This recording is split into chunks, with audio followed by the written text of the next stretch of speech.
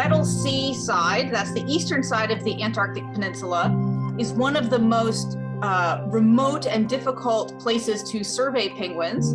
It has been proposed as a marine protected area, and yet we know very little about the seabirds that live in this area. So many of the Adelie penguins in particular on the Antarctic Peninsula, their populations are collapsing. And so if we do have this refuge where Adelie populations are stable, that would be scientifically important, but it would also lend credence to this idea that this was an area worthy of protection.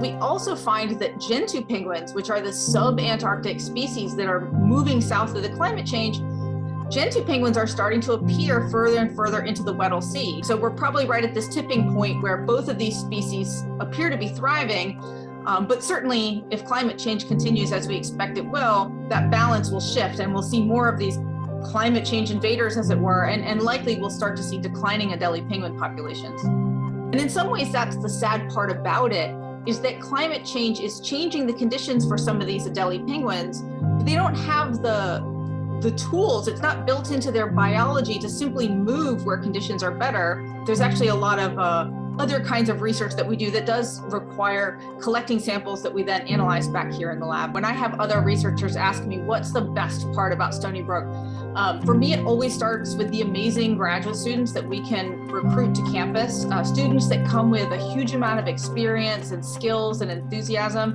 And without students, there would be no lab. The students really motivate me, and they also are just incredible in terms of what they're able to accomplish in the field. We're curating data sets for the distribution and abundance of penguin populations that will contribute to our own research. And unless we actually document the distribution and abundance of animals on our planet, there's always that risk that our grandchildren or great-grandchildren will never know what they're missing. I think we're at that point where climate change goes from being something that affects the Amazon or the Antarctic or the Arctic polar bear, something very far away, to climate change is something that affects the price of your homeowner's insurance, or it affects your ability to make a living as a fisherman or whatever it is that you do. We have this very slowly growing market for carbon offsets, and a lot of companies are making commitments to offset their carbon emissions. So I think that the messaging on climate change has been for a long time one of personal responsibility, and obviously we all are responsible for how we live our lives and the carbon footprint